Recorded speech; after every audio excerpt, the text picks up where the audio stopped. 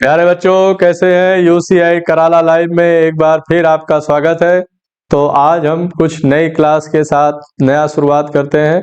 आज हम केमिस्ट्री में एटम बम और परमाणु बम, हाइड्रोजन बम या जिसे न्यूक्लियर फ्यूजन या न्यूक्लियर फिजन कहते हैं, इसके बारे में पढ़ने वाले हैं। ठीक है बच्चा, तो सब लोग आ जाएं। तो हम लोग पढ़ाई की शुरुआत करते हैं। तो जैसे देखिए, ये आप देख रहे होंगे।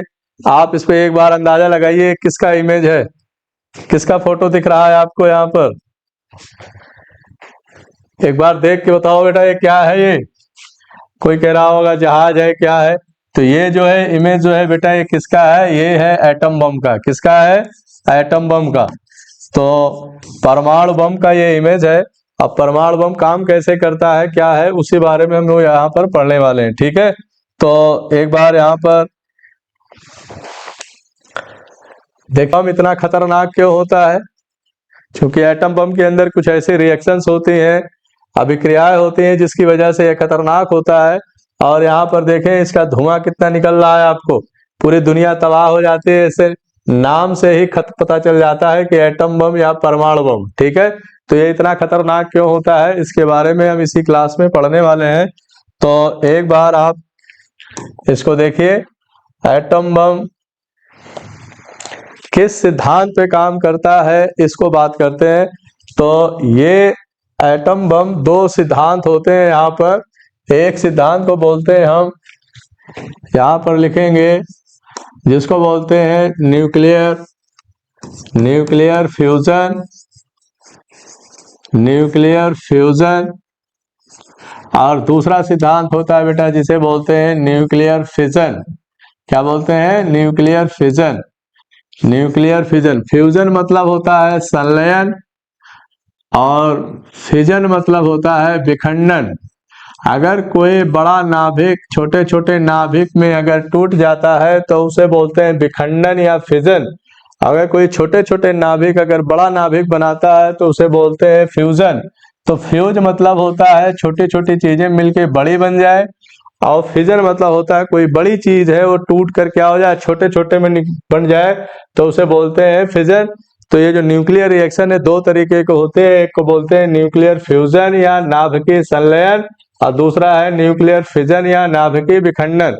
ठीक है, तो यहाँ पर हम जो भी पढ़ने जा रहे हैं, न्यूक्लियर फिजन पढ़ने जा रहे हैं या नाभिकीय विखंडन।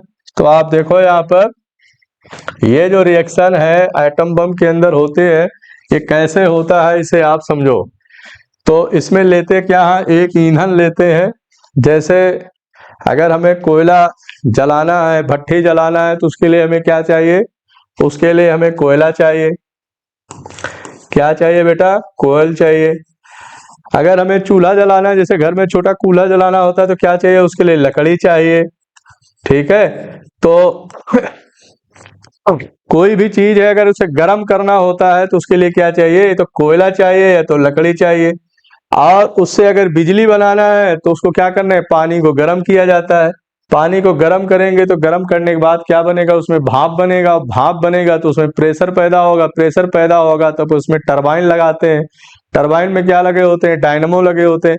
डायनमो का नाम आपने सुना होगा कि डायनमो क्या होता है।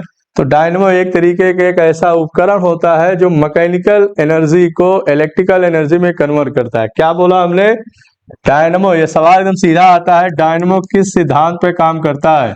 डायनमो। तो आपने देखा होगा, जैसे ट्रैक्टर देते ना, ट्रैक्टर, ट्रक, रेलगाड़ी, कोई भी गाड़ी होगी, बड़ी गाड़ी, उसके अंदर जो बैटरी रखी होती है उसके बगल में डायनमो लगा होता है। तो डायनमो का काम क्या होता है? डायनमो समझ जाएंगे तो आपको बिजली बनने की प्रक्रिया पूरी समझ में आ जाएगी, बिजली कैसे बनती है। तो डायनमो का काम क्या होता है? डायनमो का काम होता है मैकेनिकल एनर्जी को इलेक्ट्रिकल एनर्जी में कन्वर्ट करना। तो सवाल है, mechanical mechanical energy to electrical energy. Electrical मतलब होता है विद्युत ऊर्जा, मतलब यांत्रिक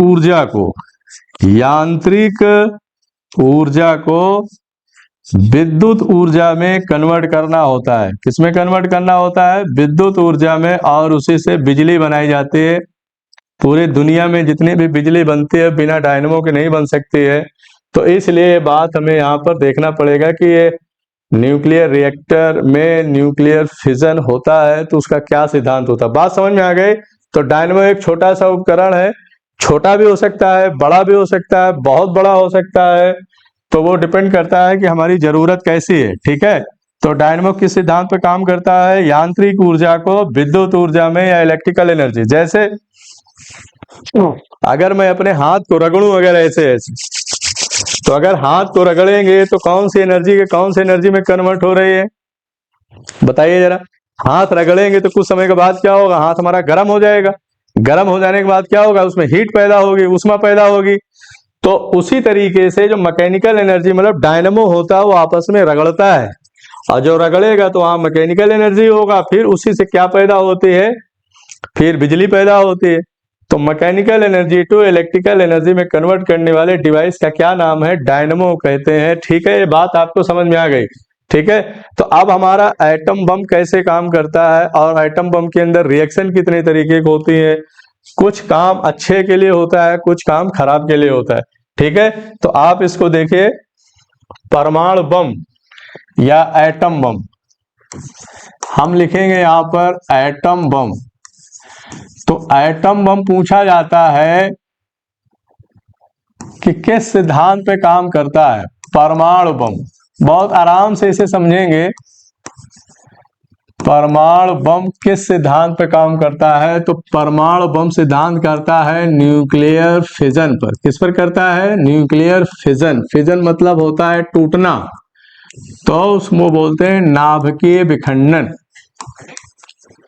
नाभिकीय विखंडन अभी क्या होता है उसे हम उसको आगे अभी समझते हैं। एटम बम किस सिद्धांत पे काम करता है? न्यूक्लियर फिजन या नाभिकीय विखंडन। अब नाभिकीय विखंडन क्या प्रक्रिया होती है? नाभिकीय विखंडन में एक बड़ा नाभिक होता है जो कि छोटे छोटे नाभिक में क्या होता है? टूट जाता है, और टूटने के बाद उसमें बहुत ज्यादा मात्रा में क्या पैदा होती है? ऊर्जा पैदा होती है। इस रिएक्शन को, इस अभिक्रिया को न्यूक्लियर फिजन कहते हैं। और न्यूक्लियर फिजन में जो हमारा एक यंत्र है उसको क्या बोलते हैं? एटम बम या परमाणु बम बोलते हैं। तो परमाणु बम कैसे काम करता है ये देखिए। ये है यूरेनियम, ये जो लिखा है 92U235, इसको बोलते हैं यूरेनियम। यूरेनियम की जगह पर हम प्लूटोनियम का भी इस्तेमाल कर सकते हैं, क्योंकि वो भी क्या है? एक तरीके का नाभिकीय ईंधन है।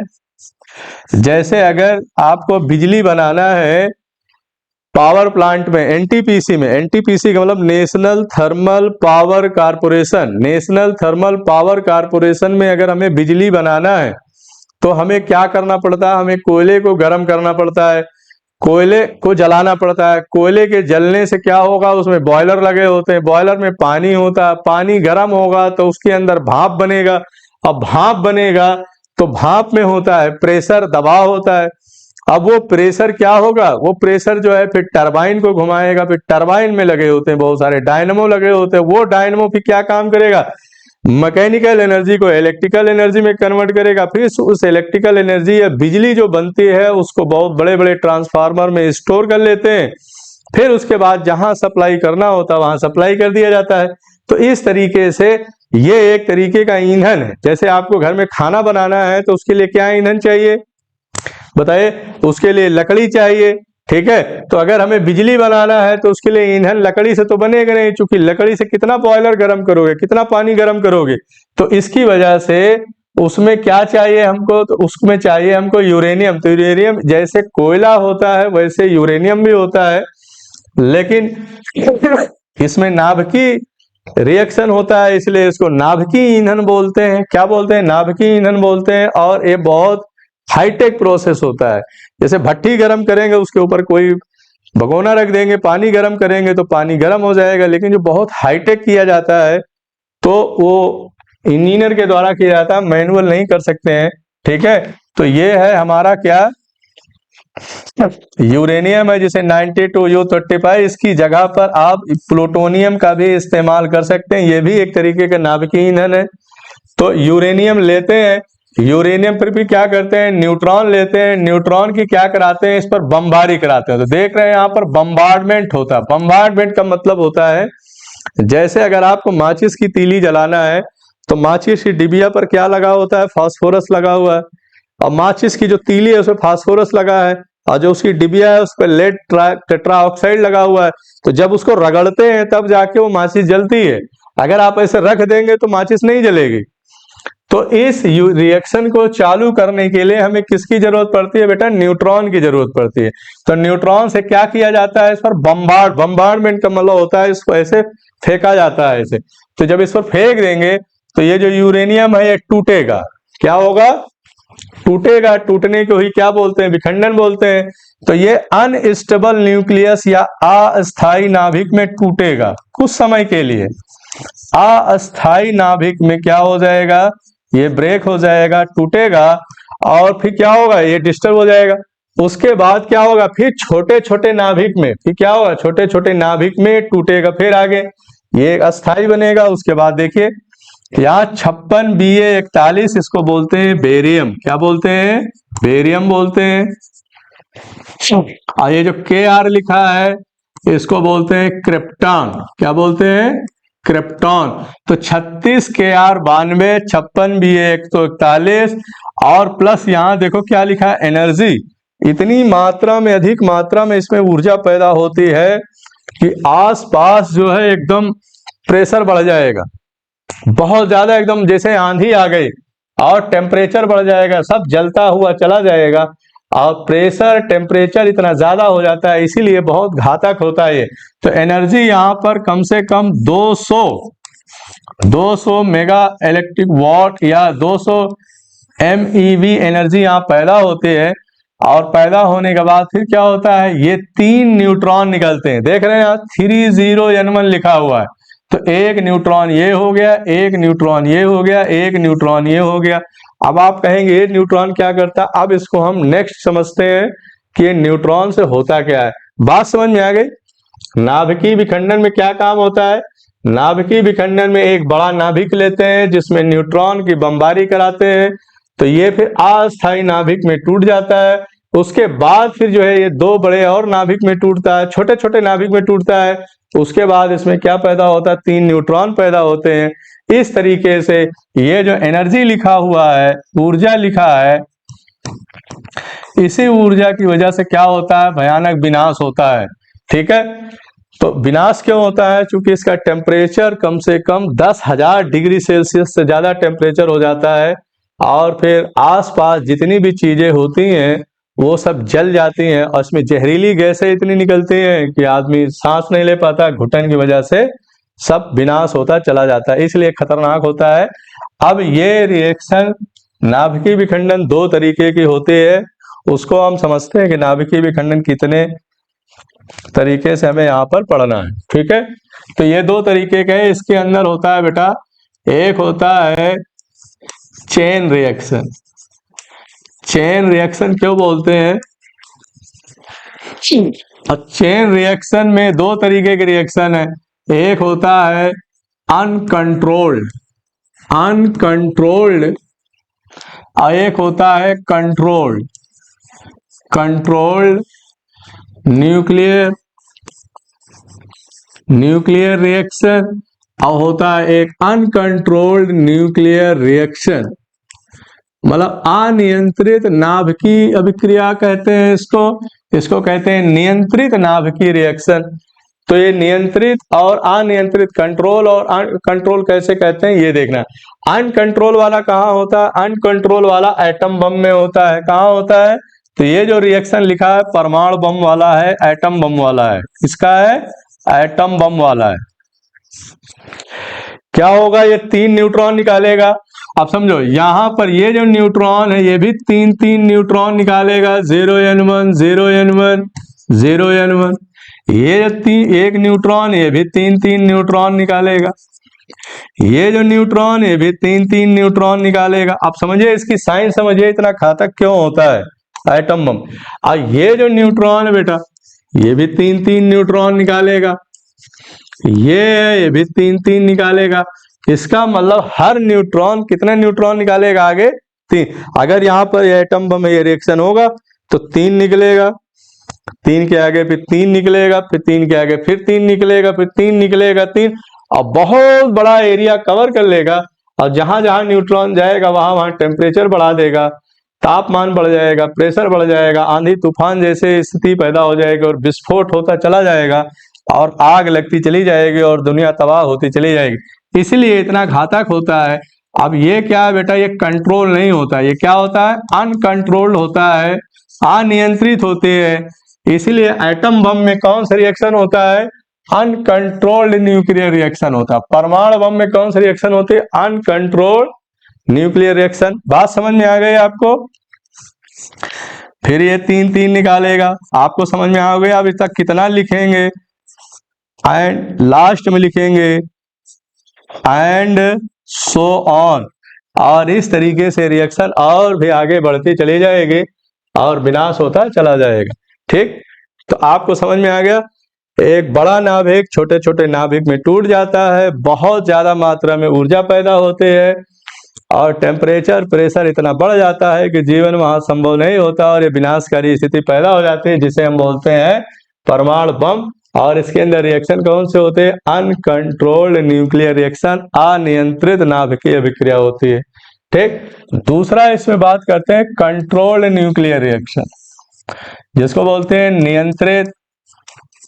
नियंत्रित नाभिकीय संलयन अभिक्रिया, सॉरी नाभिकीय विखंडन, नियंत्रित नाभिकीय विखंडन अभिक्रिया। ये वाला कहाँ होता है? ये काम कराते हैं हम न्यूक्लियर रिएक्टर में कराते हैं। कहाँ कराते हैं? Nuclear reactor. तो न्यूक्लियर रिएक्टर क्या है? एक तरीके का हाईटेक ये जो है चैम्बर होता है, उसके अंदर इस रिएक्शन को कराया जाता है। अब उस रिएक्शन को कराने से क्या होता है देखें, ये रिएक्शन यही होगा, लेकिन उसमें और इसमें क्या फर्क होता है कि जैसे यहां पर 3 न्यूट्रॉन निकलेगा, 1 2 3 न्यूट्रॉन निकलेगा, तो 3 न्यूट्रॉन में क्या होगा? 3 न्यूट्रॉन में क्या होगा? 2 न्यूट्रॉन को क्या कर देते हैं? ब्लॉक कर देते हैं। ब्लॉक मतलब इसे रोक देंगे। ठीक, और ये वाला जो न्यूट्रॉन है ये फिर आगे 3 न्यूट्रॉन निकालेगा और इन 3 न्यूट्रॉन में फिर इस 2 न्यूट्रॉन को फिर क्या करेंगे? फिर ब्लॉक कर देंगे। क्या कर देंगे? फिर इसको ब्लॉक कर देंगे। ये वाला न्यूट्रॉन क्या करेगा? फिर 3 न्यूट्रॉन निकालेगा। ठीक, अब 3 न्यूट्रॉन निकालेगा, फिर क्या करेंगे? फिर इस वाले 2 न्यूट्रॉन को क्या करेंगे? ब्लॉक कर देंगे, रोक देंगे। फिर ये 3 निकालेगा, आप समझ रहे होंगे बात को। फिर इस 2 को रोक देंगे, फिर ये 3 निकालेगा और फिर इस 2 को रोक देंगे। तो आप देख रहे हैं 3 न्यूट्रॉन निकलता है, 3 में 2 को रोक दिया जाता है, एक रिएक्शन को आगे बढ़ाते हैं। और आगे बढ़ाते हैं तो उससे होता क्या है कि वो रिएक्शन हमारे कंट्रोल में होते हैं। जो कंट्रोल में होते हैं तो हम मन चाहा काम हम कर सकते हैं। तो आप बोलेंगे इससे क्या होगा? तो कंट्रोल्ड रिएक्शन क्या होगा, अनकंट्रोल्ड क्या होगा, उससे फायदा और नुकसान क्या है, इसे हम समझने की कोशिश करते हैं। तो ये रिएक्शन कंट्रोल कैसे होते हैं? इसमें कुछ हम मॉडरेटर डालते हैं या मंदक का इस्तेमाल करते हैं। मॉडरेटर मतलब जो इस न्यूट्रॉन की स्पीड को दबा देते हैं, कम कर देते हैं या उसे सोख लेता है, उसे हम क्या बोलते हैं? मॉडरेटर बोलते हैं या मंदक बोलते हैं। तो मंदक के रूप में हम भारी जल का इस्तेमाल करते हैं। किसका इस्तेमाल करते हैं? तो आप इसको यहां पर एक बार देखो तो अनकंट्रोल्ड, अब फिर से इसको देखो, uncontrolled nuclear chain reaction, uncontrolled nuclear chain reaction ये कहाँ होता है बेटा? एटम बम में होता है, परमाणु बम में होता है। और परमाणु बम किस लिए होता है? परमाणु बम किस लिए होता है? इसे डिस्ट्रक्टिव काम किए जाते हैं। डिस्ट्रक्टिव मतलब होता है विनाशकारी कार्य, विनाशकारी कार्य करने के लिए इसका इस्तेमाल करते हैं। विनाशकारी कार्य, ठीक है, विनाशकारी कार्य इसका इस्तेमाल करते हैं। और जो कंट्रोल्ड वाला होता है, कंट्रोल्ड न्यूक्लियर चेन रिएक्शन या नियंत्रित नाभिकीय श्रृंखला अभिक्रिया होती है, ये काम होता है कहाँ पर? ये तो एटम बम में हो रहा है, ये होता है न्यूक्लियर रिएक्टर में। कहाँ होता है बेटा? न्यूक्लियर रिएक्टर में या नाभिकीय संयंत्र, जहां पर क्या काम होता है? जहां पर कल्याणकारी कार्य किए जाते हैं। क्या किए जाते हैं? नाभिकीय संयंत्र या कल्याणकारी कार्य। तो यहां पर लिखेंगे वेलफेयर का काम किया जाता है। वेलफेयर, इसका मतलब कल्याणकारी कार्य। तो दो फर्क हो गया कि कंट्रोल से क्या काम होता है और कल्याणकारी कार्य क्या होता है। कल्याणकारी कार्य में हम इसे क्या बनाते हैं? इलेक्ट्रिसिटी या बिजली बनाते हैं। क्या बनाते हैं? बिजली बनाते हैं। दूसरा ये कर सकते हैं कि यहाँ पर रिसर्च कर सकते हैं। रिसर्च मतलब अनुसंधान में इसको कर सकते हैं। तो कल्याणकारी कार्य में हम कंट्रोल चेन रिएक्शन कराते हैं। अनकंट्रोल रिएक्शन एटम बम में क्या होता है? अनकंट्रोल होता है और विनाशकारी कार्य होते हैं। तो बात समझ में आ गई।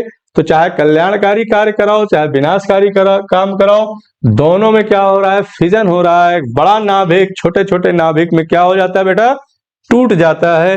तो इस बात को आपको समझ में आ गया कि एटम बम या नाभिकीय विखंडन क्या होता है। तो नाभिकीय विखंडन किस सिद्धांत पे काम करता है, या एटम बम किस सिद्धांत पे काम करता है? एटम बम नाभिकीय विखंडन पे कार्य करता है। ठीक, फिर आगे बात करते हैं इसका जो उल्टा होता है, नाभिकीय संलयन।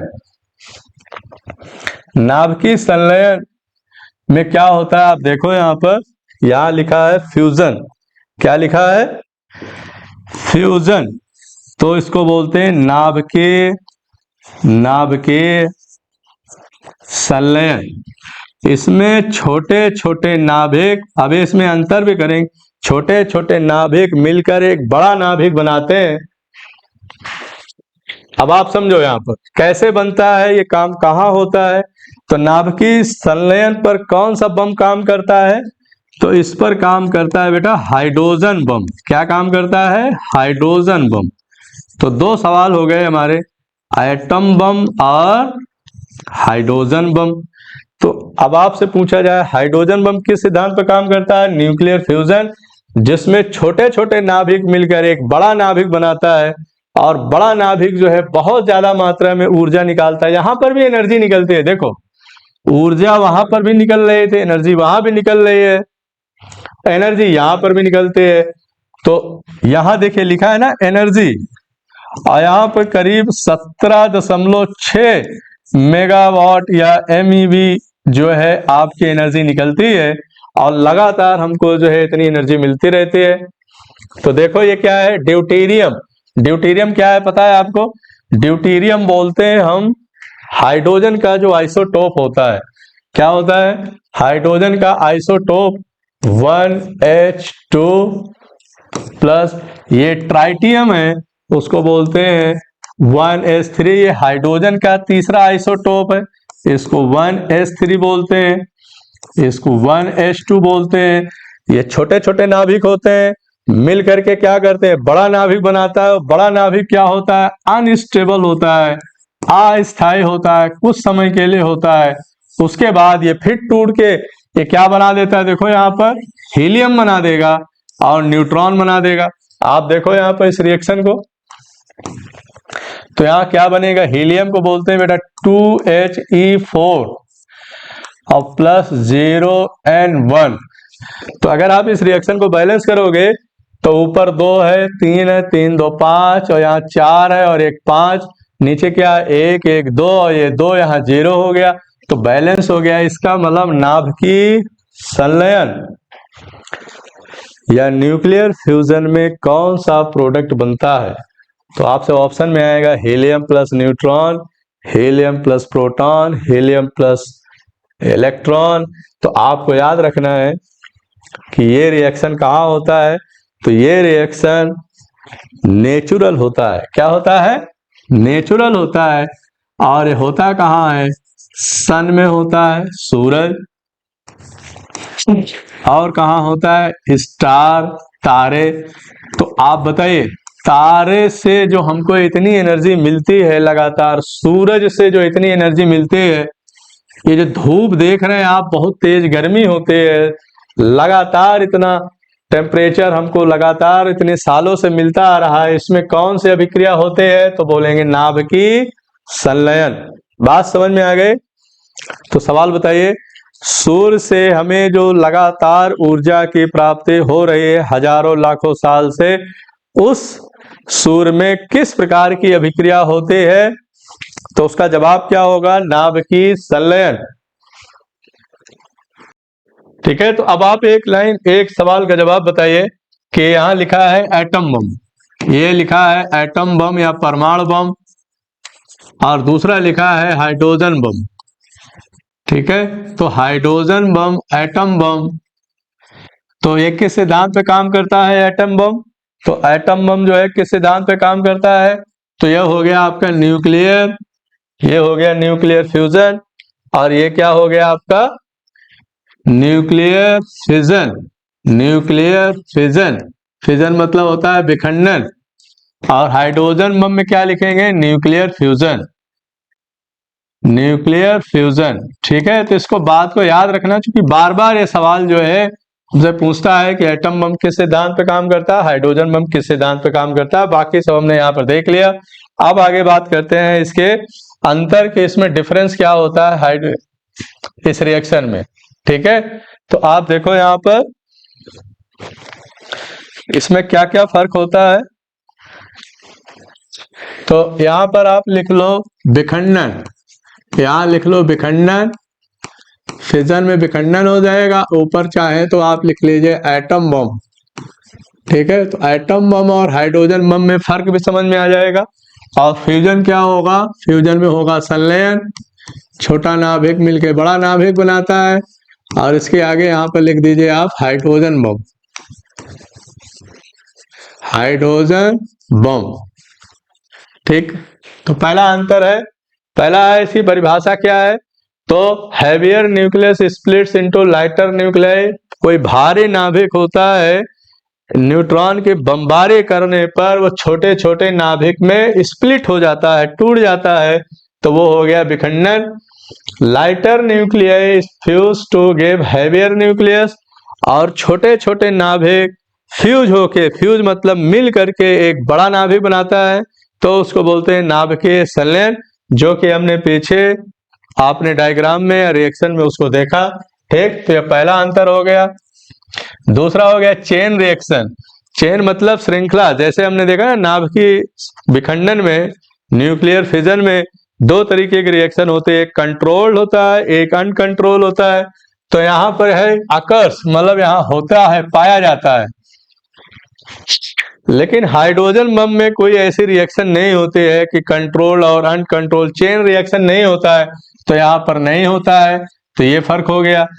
अब एक्टिवेशन एनर्जी, एक्टिवेशन एनर्जी का मतलब होता है एटम बम को चालू करने के लिए, उसकी रिएक्शंस को शुरू करने के लिए उसमें क्या एनर्जी की जो जरूरत पड़ती है, गर्मी की जो जरूरत पड़ती है, उसको बोलते हैं एक्टिवेशन एनर्जी।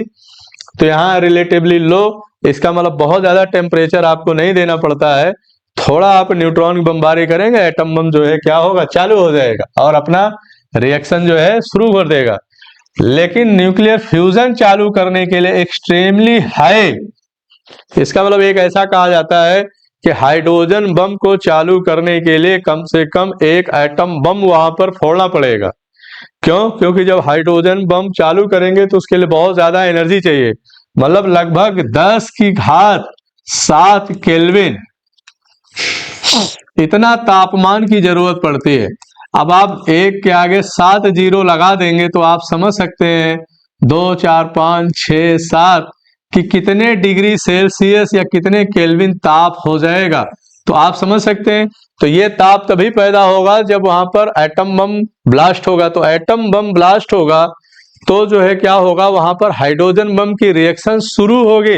तो हाइड्रोजन बम की रिएक्शन चालू करने के लिए लगभग कई लाख डिग्री सेल्सियस टेम्परेचर चाहिए हमें, ठीक है। तो इसलिए एक्सट्रीमली वेरी हाई कंट्रोलेबिलिटी, मतलब इसे कंट्रोल या नियंत्रण करने का क्या है, तो इसे बहुत आसानी से नियंत्रित किया जा सकता है। विखंडन वाली जो रिएक्शन है, एटम बम वाला नहीं कंट्रोल होता है, लेकिन जो न्यूक्लियर रिएक्टर में, नाभिकीय संयंत्र में ये रिएक्शन होती है, उसको आसानी से कर सकते हैं, क्योंकि उसमें कंट्रोल रॉड डाल देते हैं, मॉडरेटर या मंदक डाल देते हैं, तो जिससे वो बहुत आसानी से हो जाता है। लेकिन न्यूक्लियर फ्यूजन रिएक्शन जो है, इसको कंट्रोल करना बहुत मुश्किल होता है।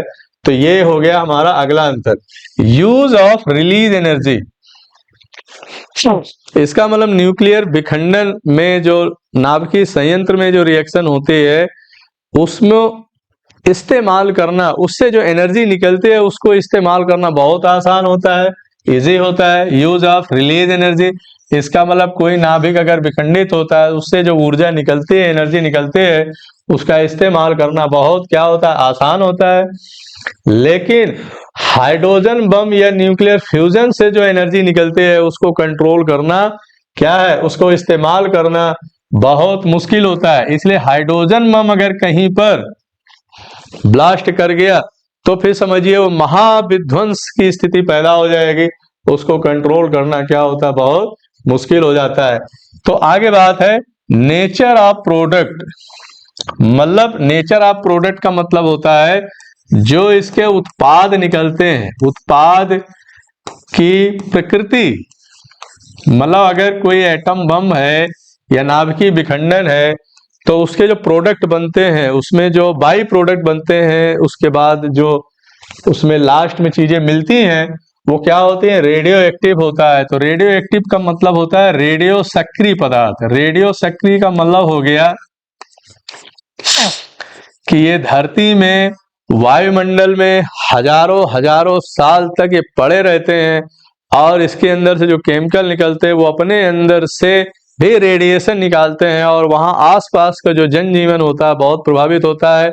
और लोग जो होते हैं, उसके अंदर का जो डीएनए है, बॉडी के अंदर के डीएनए, जीन्स, उसकी पूरी संरचना बदल जाती है, और हजारों हजारों साल तक वहां पर बच्चे या जो आने वाली पीढ़ी होते हैं, विकलांग पैदा होते हैं, मंद बुद्धि के पैदा होते हैं, कहीं किसी का हड्डी का विकास नहीं हुआ, किसी का ब्रेन का विकास नहीं हुआ।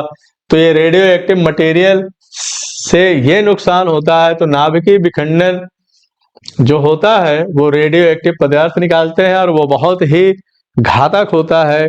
इसलिए एटम बम के जो प्रोडक्ट होते हैं, बहुत लंबे समय तक वायुमंडल में पड़े रहते हैं और जमीन में भी पड़े रहते हैं। यहाँ जो फ्यूजन वाला है, ये फ्यूजन वाला है हाइड्रोजन बम, वो नॉन रेडियो एक्टिव है। इसका मतलब इसमें से कोई ऐसा प्रोडक्ट नहीं निकलता जो हमें नुकसान पहुंचा दे। तो यहाँ शुरू के लिए तो नुकसान होता है, लेकिन आने वाले समय के लिए ज्यादा नुकसान नहीं होता है। तो आपको समझ में आ गया।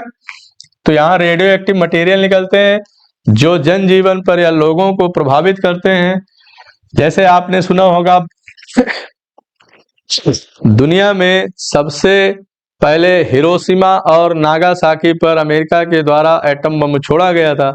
आज वहां पर जो लोग हैं, आज भी विकलांग पैदा होते हैं। उसका कारण यह है कि वहां की मिट्टी में, वहां के वायुमंडल में वो रेडियो एक्टिव मटेरियल होते हैं, जो पूरा जीन, क्रोमोसोम, गुणसूत्र, डीएनए, पूरी संरचना को बदल के रख दिया है।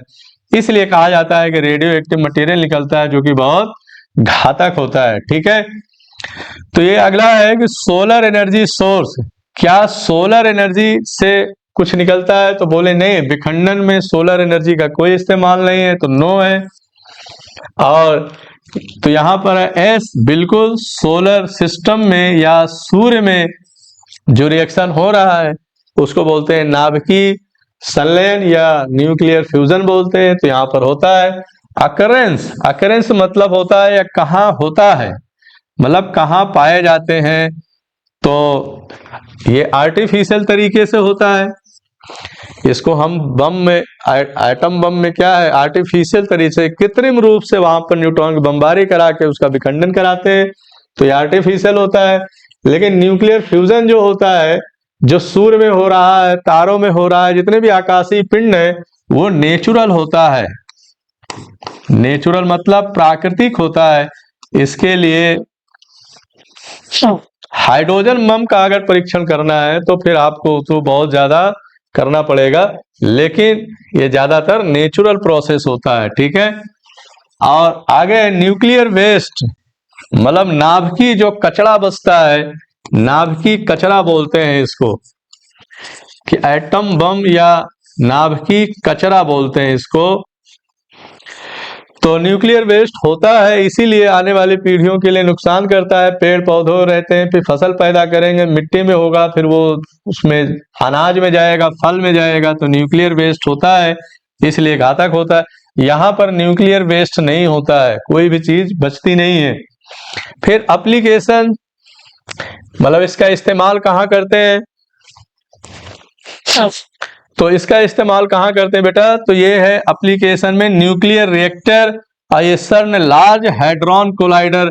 हैड्रॉन कोलाइडर का मतलब जहां पर बहुत बड़े बड़े छोटे छोटे नाभिक होते हैं, उसको आपस में कोलाइड कराना होता है। कोलाइड मतलब उनमें आपस में टक्कर पैदा करना होता है, तो वहां पर ये रिएक्शन कराई जाती है। तो यहाँ पर इस्तेमाल है, इसको नाभिकीय संयंत्र में किया जाता है, जिसकी वजह से ये बिजली बनाने के काम आता है, ठीक है। तो इसको आप एक बार देखो, ठीक है। तो आप देख लें इसमें न्यूक्लियर रिएक्टर, लेकिन ये जो लिखा है CERN लार्ज हैड्रॉन कोलाइडर, ये क्या है, इसका फुल फॉर्म है, इसका फुल फॉर्म है European council for nuclear research. ये थोड़ा आगे पीछे लिखा हुआ है, जैसे सी जो है पहले है, ई बाद में, तो ई से हो गया यूरोपियन, सी से हो गया काउंसिल, और एन से हो गया न्यूक्लियर, आर से हो गया रिसर्च। तो यह है क्या, ये यूरोप का है एक इंटरनेशनल या वर्ल्ड क्लास जो है फंडामेंटल फिजिक्स में रिसर्च करने के लिए एक ऑर्गेनाइजेशन है, जिसका स्टेब्लिशमेंट या स्थापना जो है 1952 में हुआ था।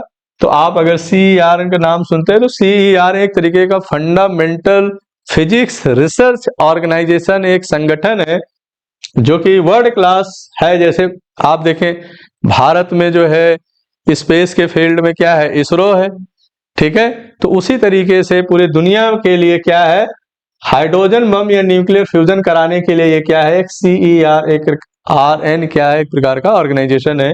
तो ठीक है, आप इसको ध्यान समझेंगे तो ये बात हमें समझ में आ गई होगी कि न्यूक्लियर फिजन और फ्यूजन में क्या डिफरेंस होता है, ठीक है। और फिजन में क्या है, हाइड्रोजन बम है, फ्यूजन में क्या है, सॉरी, फिजन में है आपका एटम बम, और फ्यूजन में क्या है हमारा हाइड्रोजन बम, ठीक है। तो ये बात आपको समझ में आ गए होंगे। नेक्स्ट इसके आगे बढ़ते हैं हम, ठीक है। आप कुछ जो है भारत में कुछ न्यूक्लियर रिएक्टर हैं जहां पर परमाणु बिजली बनाई जाती है, तो वो आप थोड़ा याद कर लीजिए। इसमें एक दो का नाम बहुत फेमस है, जैसे ये है आपका नरौरा, ये लिखा है नरौरा एटॉमिक पावर स्टेशन। तो नरौरा जो है कहाँ है, तो नरौरा आपको पता है कहाँ पर है, ये लिखा है उत्तर प्रदेश। तो ये आपका बुलंदशहर एक जगह पड़ता है, बुलंदशहर, बुलंदशहर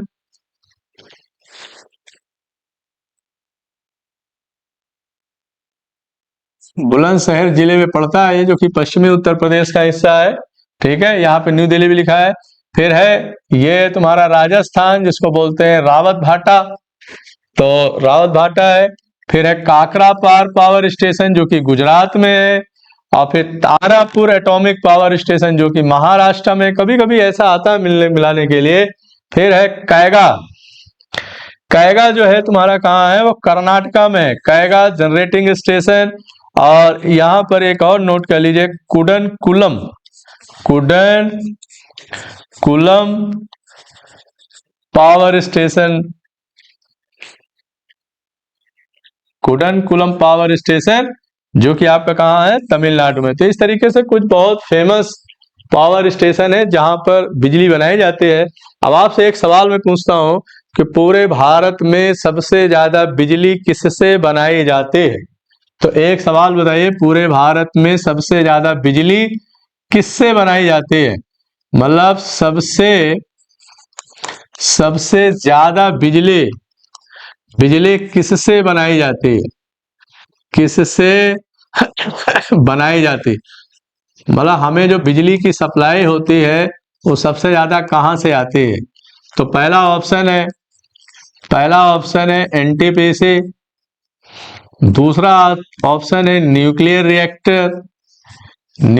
रिएक्टर मतलब नाभिकीय संयंत्र से बिजली बनाई जाती है, और तीसरा ऑप्शन है हाइड्रो इलेक्ट्रिसिटी, मतलब जल से बिजली बनाई जाती है, हाइड्रो इलेक्ट्रिसिटी।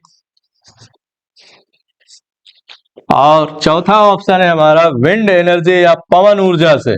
किससे? पवन ऊर्जा से। विंड एनर्जी या पवन ऊर्जा से, जिसे हम पवन चक्की भी बोलते हैं। तो पवन ऊर्जा से तो चार ऑप्शन हो गया, चारों से बिजली बनाई जाती है। तो बताइए एनटीपीसी का पूरा नाम क्या है? National thermal power corporation. National thermal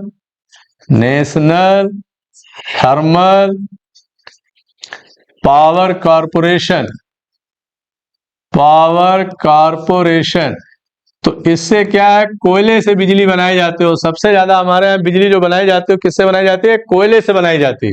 ठीक है, तो कोयला जो है क्या करते हैं, कोयले को भट्टी में जलाया जाता है और जलाने के बाद फिर क्या पैदा होती है, उससे पानी, कोयले को गर्म करते हैं बॉयलर में भाप बनता है, भाप से प्रेशर बनता है, प्रेशर से टरबाइन घूमता है, टरबाइन से फिर डायनेमो में, वही है मैकेनिकल एनर्जी इलेक्ट्रिकल एनर्जी में कन्वर्ट होती है।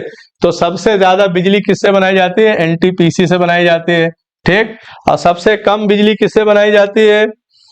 सबसे कम बिजली जो है हमारे यहाँ जो है बनाई जाती है वो विंड एनर्जी से, क्योंकि विंड एनर्जी के लिए कम से कम 24 घंटे हवा चलनी चाहिए।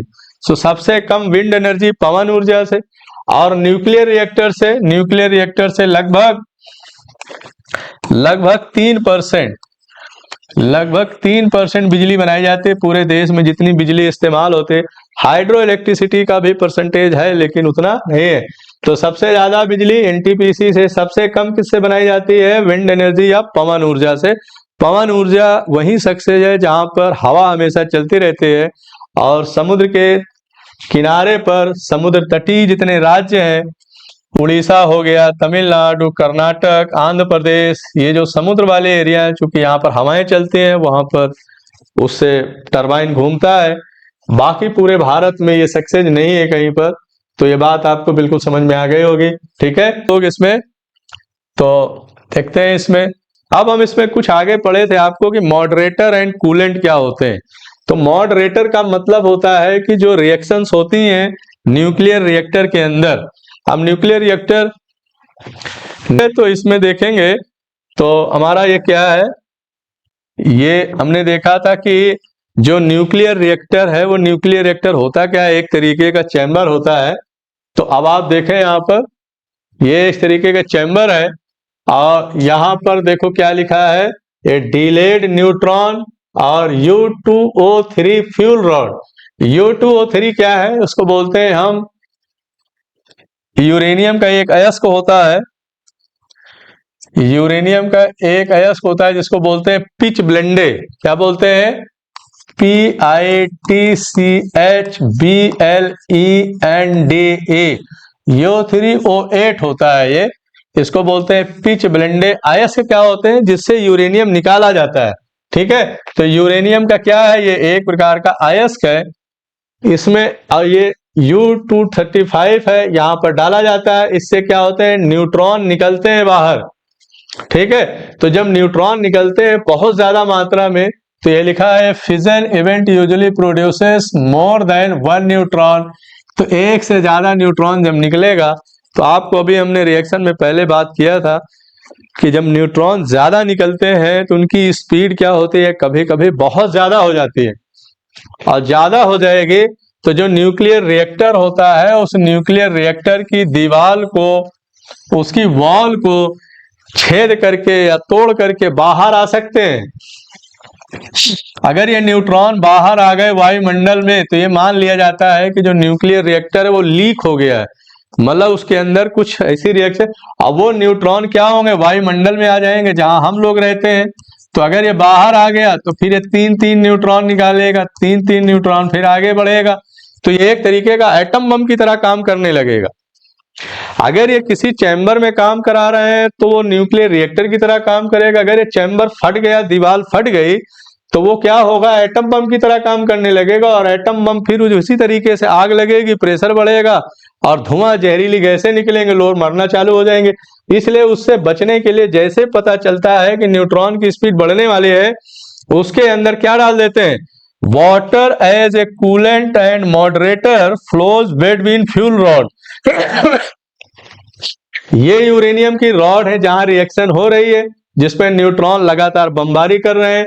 यहां पर पानी नहीं डाला जाता है, पानी तो ही है, उसकी जगह पर हम D2O का इस्तेमाल करते हैं। किसका इस्तेमाल करते हैं, D2O।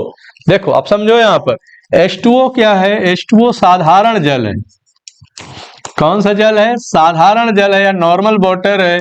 लेकिन D2O क्या है, D2O एक हैवी वाटर है। हैवी वाटर मतलब भारी जल है। तो भारी जल का इस्तेमाल किया जाता है। तो न्यूक्लियर रिएक्टर में, नाभिकीय संयंत्र में किसका इस्तेमाल किया जाता है, मंदक के रूप में।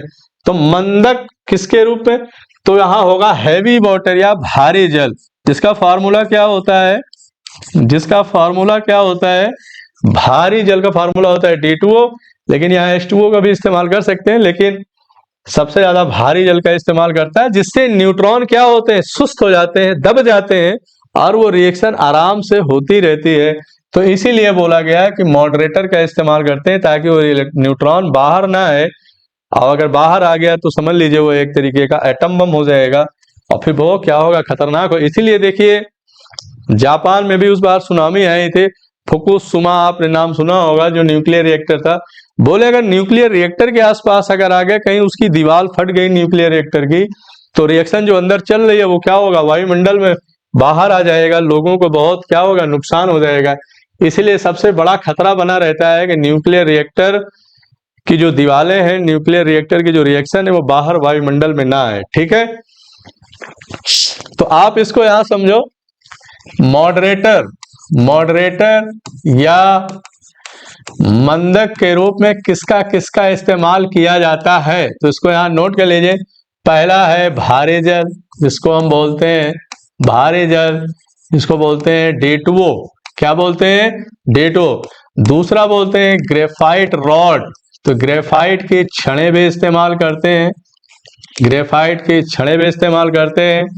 कैडमियम रॉड या कैडमियम की छड़ें, तो कैडमियम की छड़ें भी इस्तेमाल करते हैं।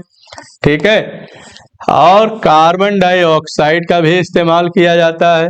ठीक, बोरॉन रॉड, तो बोरॉन की छड़ों का भी इस्तेमाल किया जाता है, बोरान की छड़, इसका भी इस्तेमाल करते हैं। तो कई सारे ऐसे मटेरियल हैं जिनका इस्तेमाल हम लोग यहाँ पर मंदक के रूप में इस्तेमाल करते हैं। तो अगर ऑप्शन में आता है तो इन सब बातों को भी ध्यान आप रखेंगे। ठीक है, क्यों किया जाता है, अब कि भारी न्यूक्लियर रिएक्टर में भारी जल का इस्तेमाल किस लिए किया जाता है, तो किस लिए किया जाता है, सवाल है। भारी जल का इस्तेमाल, भारी जल का इस्तेमाल या उपयोग किसको मंद करने के लिए किया जाता है, किसको मंद मतलब होता है उसकी स्पीड को स्लो करने, मंद करने के लिए किया जाता है, करने के लिए किया जाता है। ये जो सवाल मैं बोल रहा हूं एकदम सीधा सीधा आता है बेटा, तो इसलिए इसको किया जाता है।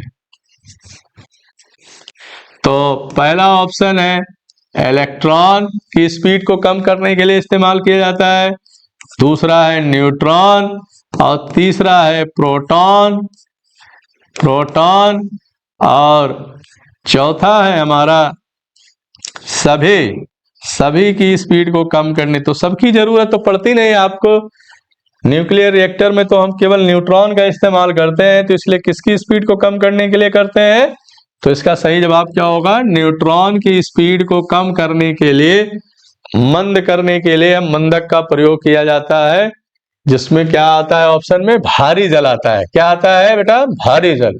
ठीक, तो बात आपको एकदम समझ में आ गई होगी कि ये न्यूक्लियर रिएक्टर में इसका इस्तेमाल क्यों करते हैं। ठीक है, तो अब हम आगे बढ़ते हैं। अब देखो यहाँ पर न्यूक्लियर रिएक्टर आपको दिखा देते हैं, न्यूक्लियर रिएक्टर होता कैसा है। जैसे एनटीपीसी होता है, नेशनल थर्मल पावर कारपोरेशन, उसी तरीके का ये भी होता है। तो आप देखो यहाँ पर ये एक तरीके का चैम्बर है। ये देखो यहाँ मूवेबल बोरॉन 10 कंट्रोल रॉड। तो ये कंट्रोल रॉड या नियंत्रित छड़ें होती हैं। बोरॉन को कंट्रोल रॉड इसलिए बोला जाता है क्योंकि जब रिएक्शन ज्यादा होने लगती है ना, तो कंट्रोल उसमें बोरॉन की छड़ें डाल देते हो, रिएक्शन क्या होती है, अपने आप धीरे धीरे कंट्रोल हो जाती है। ठीक है। तो U-235 फ्यूल रॉड, तो यहाँ पर फ्यूल रॉड का भी इस्तेमाल है। ये स्टील सील्ड है। स्टील सील्ड का मतलब ये स्टील की दीवार है, देखें आप। और फिर उसके बाद एक कंक्रीट सील्ड है, फिर उसके बाद एक कंक्रीट की दीवार होते हैं। ऐसा नहीं कि यहाँ पर एक ही दीवार है, आप इसको ऐसे भी समझ सकते हैं। पहले एक स्टील की दीवार होगी ऐसे, इसके अंदर रिएक्शन होता है, उसके बाद फिर मोटे मोटे कंक्रीट की दीवार बनाई जाती है ताकि अगर रिएक्शन इसमें कोई गड़बड़ी हो तो फिर ये रिएक्शन ये कंट्रोल कर ले। फिर उसके बाद और मोटी दीवार होती है। तो कई सारे चैम्बर के अंदर ये रिएक्शन कराई जाते हैं, इसलिए स्टील सील्ड लिखा है, कंक्रीट सील्ड लिखा है। इतने सारे चैम्बर के अंदर ये रिएक्शन कराई जाती है। होता क्या है यहाँ पर, यहाँ पर देखो लिखा है कूलेंट वाटर 280 डिग्री सेल्सियस पर इसके अंदर आएगा, इसको ठंडा करेगा कूलेंट। फिर उसके बाद ये यहाँ से घूम करके ऐसे आएगा, पंप में जाएगा। ठीक। और पंप के बाद क्या होगा, ये गर्म होगा, तो गर्म होने के बाद क्या बनेगा, स्टीम बनेगा। स्टीम मतलब भाप बनेगा।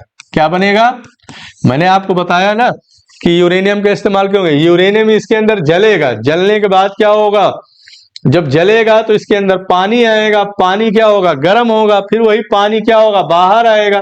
अब बाहर जाने के बाद फिर क्या होगा, स्टीम बनेगा, भाप बनेगा। भाप फिर क्या करेगा, भाप से क्या पैदा होगा, प्रेशर पैदा होगा।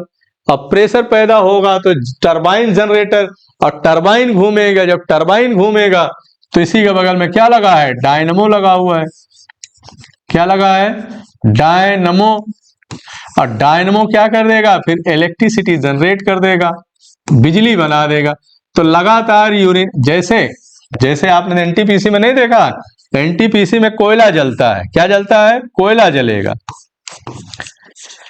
अब कोयला जलेगा, फिर उसके अंदर पानी आएगा, और पानी क्या होगा, भाप बनेगा। अब पानी कहां से आता है, वाटर फ्रॉम सी, समुद्र के किनारे से पूरी उसकी सप्लाई लाइन होती है। पानी आता रहता है, वो गर्म होता रहता है, और गर्म होने के बाद भाप बनता है। भाप बनने के बाद वो टरबाइन में जाएगा। टरबाइन क्या करेगा, डायनमो को घुमाएगा। मतलब एक तरीके वो डायनमो ही टरबाइन है। फिर उससे क्या बनेगी, बिजली बनेगी। अब बिजली को फिर क्या कर देंगे, बिजली को फिर क्या कर देंगे, सप्लाई कर देंगे। फिर सबके घरों में जाएगा, बिजली से फिर क्या चलेगा, कूलर, पंखा, टीवी, जो हम लोग फिर एंजॉय करेंगे। लेकिन तो ये सब जो हमारे घर में बिजली आती है, ये सब बिजली इतनी हाई टेक व्यवस्था होने के बाद आते हैं।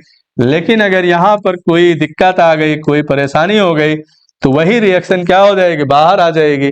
और बाहर आएगी तो फिर वो एटम बम की तरह काम करने लगेगा। इसलिए इतनी मोटी मोटी दीवारें यहाँ पर बनाई जाती है। तो मुझे उम्मीद है ये बात आपको समझ में आ गई होगी। ठीक है बेटा, तो ठीक है बेटा, तो देखो आप यहाँ पर, तो अगर हम पूछे भारत में परमाणु परीक्षण कब किया गया था, तो भारत में परमाणु परीक्षण पहली बार कब किया गया था, 18 मई 1974 में किया गया था, जो कि इस समय अटल बिहारी वाजपेयी की सरकार थी। राजस्थान, पोखरण। तो पोखरण परीक्षण जो है किस लिए था, वो परमाणु परीक्षण के लिए था। तो वो भी पूछा जाता है कभी कभी कि पहला परमाणु परीक्षण किस राज्य में किया गया था या कहाँ किया गया था, तो पोखरण में किया गया था। तो इस बात को याद रखेंगे। ठीक है।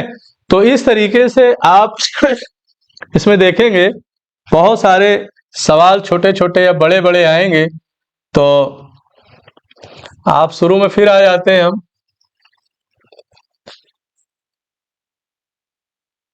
तो न्यूक्लियर फिजन में क्या होता है, बड़ा नाभिक यूरेनियम छोटे छोटे नाभिक में टूट जाता है। 56 BA 141 36 के R92 में 3 न्यूट्रॉन निकलते हैं। 3 न्यूट्रॉन फिर 3 3 निकालेगा, फिर 3 3 निकालेगा, और फिर असीमित मात्रा में ऊर्जा पैदा होती जाती है। ये रिएक्शन दो तरीके की होती है, एक कंट्रोल्ड वाली होती है, एक अनकंट्रोल होती है। कंट्रोल्ड वाली कहाँ होती है? न्यूक्लियर रिएक्टर में, नाभिकीय संयंत्र में होती है, जो कि उसमें दो दो न्यूट्रॉन को क्या किया जाता है? रोक दिया जाता है, एक न्यूट्रॉन की रिएक्शन आगे बढ़ती है। लेकिन एटम बम में क्या होता है? ये तीनों न्यूट्रॉन जो है तीन तीन तीन तीन निकालते हैं और ये अनकंट्रोल हो जाते हैं। इस तरीके से ये बहुत घातक होता है। आगे बात करते हैं न्यूक्लियर फ्यूजन। ये वाली रिएक्शन नेचुरल होता है। नेचुरल कहाँ होता है? सूर्य में, तारों में होता है। हमसे पूछे कि सूर्य तारों से इतनी लगातार गर्मी, टेम्परेचर क्यों पैदा होता है? उसमें हाइड्रोजन का जो समस्थानिक है, आइसोटोप है, ड्यूटेरियम ट्राइटियम मिलके बड़ा नाभिक बनाते हैं, उससे एनर्जी पैदा होती है। ये एनर्जी इतनी मात्रा में होता है कि इससे पूरी दुनिया चल रही है। और यहाँ पर हीलियम का बड़ा, तो हीलियम बनता कहाँ पर है? नेचुरल, प्राकृतिक रूप से ये बनता है सूर्य में बनता है और तारों में बनता है। ठीक है, तो यहां से भी एनर्जी निकलती है, वहां से भी एनर्जी निकलती है। फिर आगे बात करते हैं इसमें अंतर क्या होता है। अंतर हमने देख लिया यहाँ पर। ठीक है, तो अगर आपसे पूछा जाए क्या हाइड्रोजन बम नेचुरल होता है या जो न्यूक्लियर फ्यूजन है वो क्या नेचुरल है? तो ये नेचुरल है, ये आर्टिफिशियल है, ये रेडियो एक्टिव है। इसका मतलब ये घातक होता है। ये क्या होता है? आने वाली पीढ़ी के लिए घातक नहीं होता है। ये सब सारे क्या है, इसमें डिफरेंस है। तो आप इसको देख लो एक बार, और मुझे उम्मीद है ये सारी बातें आपको इसमें, ये भारत के कुछ न्यूक्लियर पावर स्टेशन है। ये जो है मॉडरेटर है, मॉडरेटर में भारी जल, ग्रेफाइट, कैडमियम की राड या कार्बन डाइऑक्साइड का भी इस्तेमाल किया जाता है, जिससे न्यूट्रॉन की स्पीड को कम किया जा सके और कोई एक्सीडेंट या दुर्घटना ना हो, इससे हम बच सके। इस तरीके से जो है ये हमारा होता है। ये हमारा न्यूक्लियर रिएक्टर, जहां पर से बिजली बनाने का काम होता है और टरबाइन घूमती है, भाप बनता है, और इस तरीके से ये हमारा जो है ये इस वाला चैप्टर यहाँ पर खत्म होता है। बाकी जो है नेक्स्ट। ठीक है बेटा, तो ये हम लोगों ने देखा यहाँ पर न्यूक्लियर फ्यूजन, न्यूक्लियर फिजन, दो तरीके की रिएक्शन होती है। ये रिएक्शन कैसे होती है? नाभिकीय रिएक्शन होती है, इसको बोलते हैं न्यूक्लियर रिएक्शन बोलते हैं। ये जनरल रिएक्शन नहीं होते, क्योंकि इसके न्यूक्लियस या जो नाभिक होता है वो तो या तो टूटता है या तो वो संलयित होता है। तो दो तरीके की रिएक्शन है। अब इसमें एटम बम और हाइड्रोजन बम। एटम बम नाभिकीय विखंडन के सिद्धांत पे काम करता है और हाइड्रोजन बम नाभिकीय संलयन पे काम करता है। तो ये खाली याद रखना है इसे। तो सूर्य से लगातार इतनी ऊर्जा कैसे मिलती है हमको? ये मिलती है हमको नाभिकीय संलयन से। तारों से कैसे मिलती है? नाभिकीय संलयन से। तो नाभिकीय संलयन में हाइड्रोजन का कौन सा समस्थानिक इस्तेमाल होता है? तो वो है ड्यूटेरियम और ट्राइटियम। इससे क्या बनता है? इससे हीलियम बनता है। तो हीलियम नाम का जो प्रोडक्ट है सूर्य में किस रिएक्शन से, किस अभिक्रिया के फलस्वरूप बनता है? नाभिकीय संलयन से। इसके बाद हमने दोनों में अंतर देखा। ठीक है, उसके बाद हमने जो है इसका इस्तेमाल देखा, कहाँ कहाँ इसका इस्तेमाल होता है। तो मुझे उम्मीद है आपको ये वाली रिएक्शन, ये बात आपको समझ आ गई होगी। इसके बाद भी अगर आपको कोई डाउट होता है, कोई सवाल होता है, तो हमें आप कमेंट में लिखिए, हम उसको आगे फिर से बताने का प्रयास करेंगे।